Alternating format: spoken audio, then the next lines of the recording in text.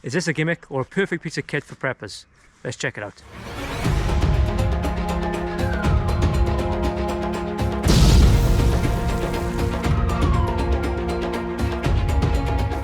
Imagine being able to scout out dangerous areas, or check your perimeter, or even search for supplies, all without leaving your safe position. In today's video, we're going to look at one piece of gear that's becoming more and more useful to modern preppers. A compact drone. Now I've just been sent this compact drone from Amita. Excuse the dog, he's running on here like an idiot. It's their S20 lightweight beginner drone. And that's exactly what it is. It's a drone which is less than £100. I think you can get it for 80 quid. But it's a beginner drone. Very lightweight, very portable, but it will have its limitations. So today's video, we're going to give us a bit of a test drive. And while we're doing that, I'm going to go through my top 5 prepper uses for drones. Now a drone isn't a toy anymore. Well, you can still get them as toys, but now they're becoming a serious piece of equipment. These days, even small affordable drones come packed with features that can make a big difference in a survival or a grid down scenario. And not just in search and rescue, but as we've seen in Ukraine, they're used tactically in war as well. Now whether you're bugging in or bugging out or just planning ahead, this mighty little tool could be the missing part of your kit. So in this video, we're going to look at my top 5 prepper uses for a drone. Number 1 is reconnaissance and route scouting. When you're on the move or you need to check your surroundings, sending up a small drone can help you scout out bug out routes, spot roadblocks, or even avoid hazards or people without risking yourself. Number 2 is perimeter security. Say you're bugging in, you're at a homestead, you can use a drone to check your perimeter for intruders or threats. Now if you've got infrared or low light capability, you can do this even after dark. And also with the security, if there were intruders, having that drone presence could deter them and put them off. But having the ability to send out a drone out to scout your perimeter while you're staying in a safe location has got to be an added bonus. Number 3, search and rescue.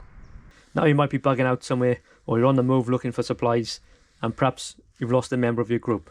Someone's fallen behind or someone's taken a tumble down the side of a hill. A drone can be used to cover more ground than a person on foot, helping you to locate people faster, especially from the air. Number 4 is resource locating. Looking for water, looking around abandoned buildings, or even possible foraging areas. Drones can spot resources from a high vantage point, saving time and energy. And again, if there were possible dangers or threats at these scouting locations, you could search the area from a relative point of safety. Number 5 is communication and signaling. In an emergency, some drones can be used to drop small items like notes, lightweight supplies, or even carry small flashing beacons to signal your location. Now with thousands and thousands of drones on the market, what do you look for? What do you look for in a drone for prepping? Now the Amita, as you can see, is very compact, easy to set up. Just spread out the legs and then insert the battery from behind. There it is. Camera on the front,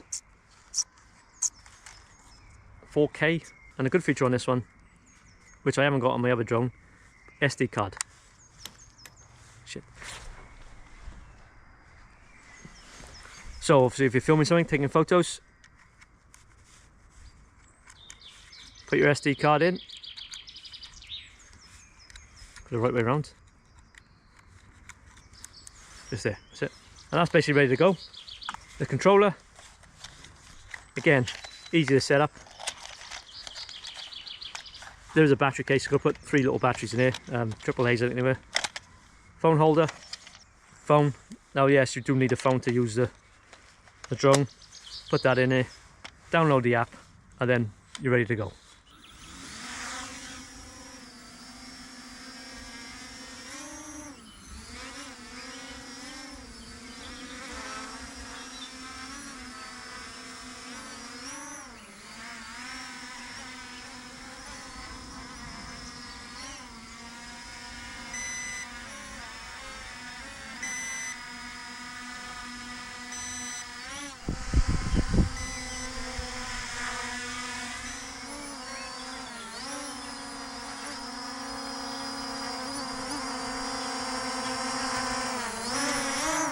Now, as I said before, the Amita drone, it has its limitations.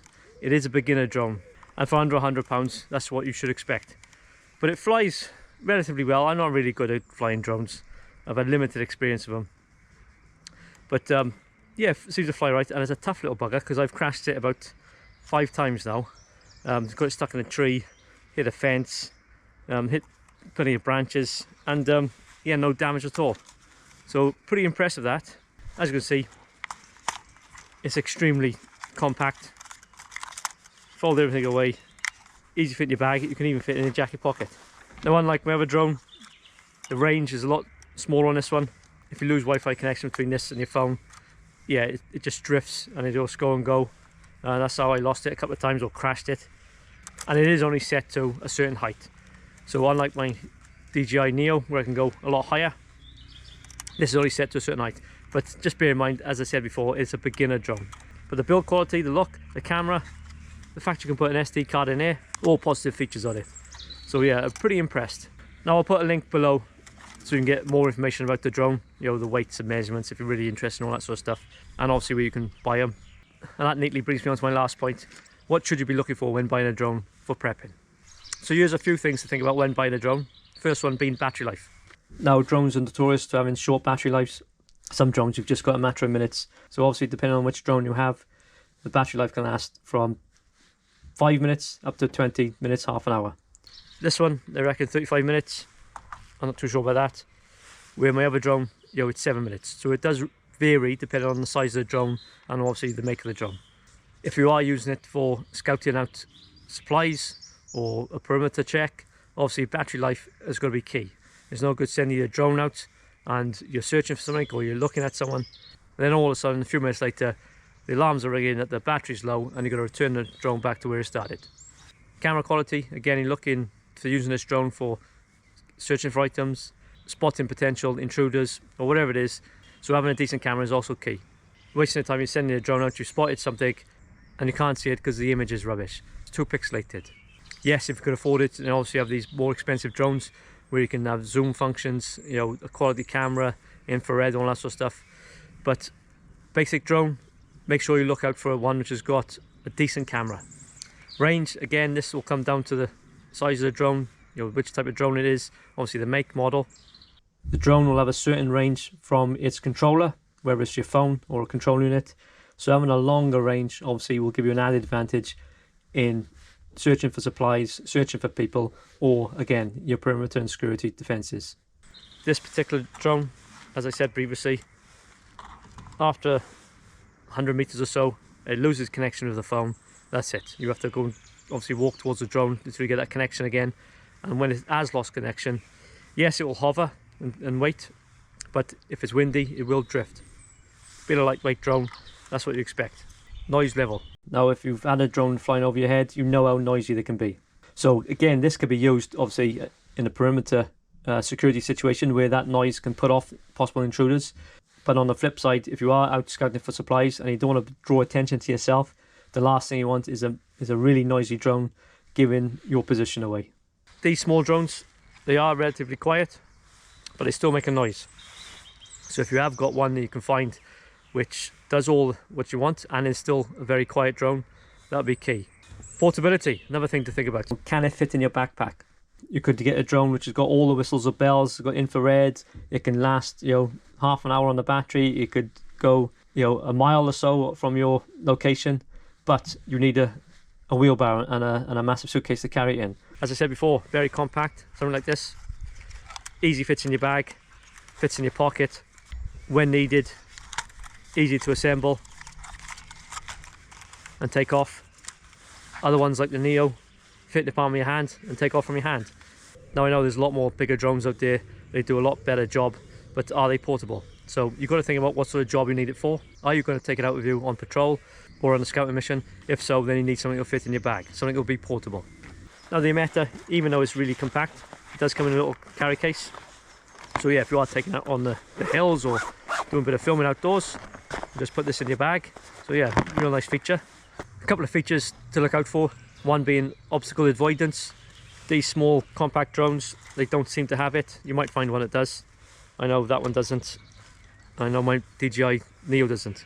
So if you are flying it, say in a wooded area like this, or in a built up area where there's lots of obstacles, having that obstacle avoidance is a very good advantage. The last thing you want, you're using your drone, you spotted something or you spotted someone and it's bumped into a tree, bumped into a building. Yeah, ruined your drone or given your position away. Another good one is a return to home feature. Having a return home feature allows that drone to, when the battery gets to a certain level, will automatically come home and back to your location. This particular one, if it has, I haven't seen it yet, return to home. I know my DJI Neo has, which is a really good feature when the battery's low, or you know, for some reason you've lost it, you can't see it. You push your return to home feature and back home it comes. The last one, rules and regulations. Now there are certain rules and regulations about drones here in the UK and worldwide, and depending on which drone it is, what you can and can't do, or where you can and cannot fly. And obviously, SHTF situation, you haven't got to worry about rules and regulations. But at the moment, if you are taking a drone out, make sure you stick to the rules and regulations, or you could find yourself in trouble. So there we are, drones. Like any tool, it's not a magic fix. You won't do everything, but having a good compact drone, especially in an SHTF situation, can give you that tactical advantage. Now, you might have a drone and you're far better pilot than me, than I think that's the right word. I'm not really skilled on the flying a drone, I haven't done it a lot. But if you are flying a drone, or if you've got a drone and use it for perhaps other reasons, put them in the comments below. I'm always interested to read what you've got to say. Plus, like I said before, there will be a link below where you can get your a Meta or Mida, I don't know what it's called, S20 compact drone. As I said, I was really impressed with it for a beginner drone, right? Now, some of you serious droners, is that a word? I don't know, might think it's a pile of rubbish, but I think for 80 quid, it's yeah, it's pretty good. As most things, you know, most technology gets cheaper and cheaper, doesn't it? And gets better and better and cheaper. So, like, you imagine this 20 years ago, you know, you pay an arm and an egg for one. Now you can get a really good piece of technology for relatively not a lot of money. So yeah, pretty impressed with that. So there we are, there's my little video on drones and this Amida, or Meta I think it is, a Meta S20, and their uses in potentially SHTF situation or for prepping. If you need any more prepping supplies, don't forget to get on the website, all the links below. And if you do like the videos and haven't done it already, please think about liking and subscribing. Hit the notification bell, I think it's there somewhere. And if you do want to see some more videos, check that one out and that one. And I'll catch you again next time. All the best.